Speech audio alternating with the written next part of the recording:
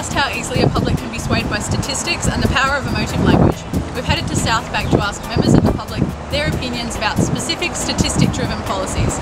Without knowledge of what research back the statistical claims, we anticipate suspicion, possible prejudice and stereotyping. 12% of Australians are currently living below the poverty line and 600,000 of them are children. Do you think that these children should be taken into care and given the privilege of an education, stability and opportunities available to those living above the poverty line?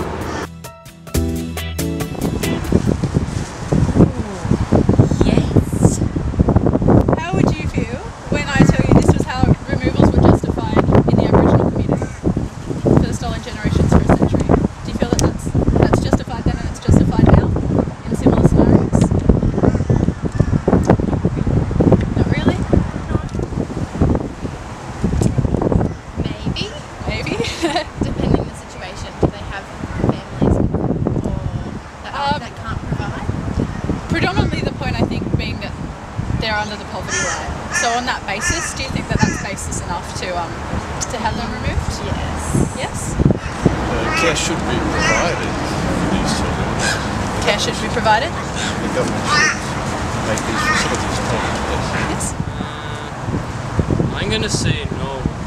Yeah, of course. Yeah. So we'll take them into care to provide them with those things. Depends on the circumstances. Usually I would say no. It's best to keep them with the family. Yeah.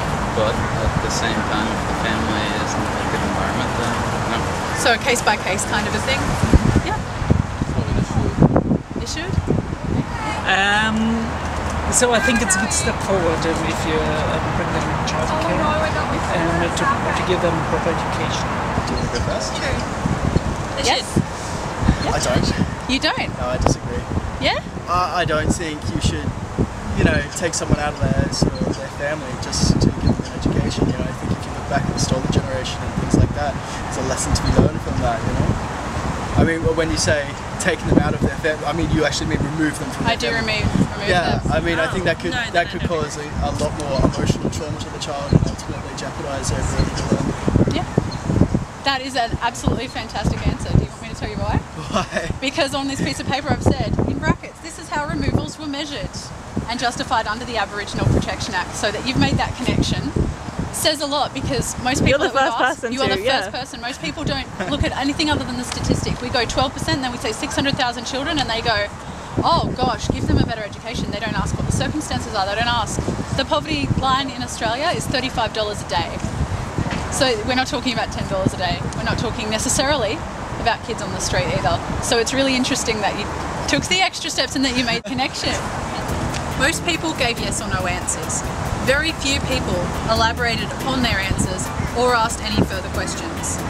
One person made the link between taking children from their families in this day and age and the century of stolen generations.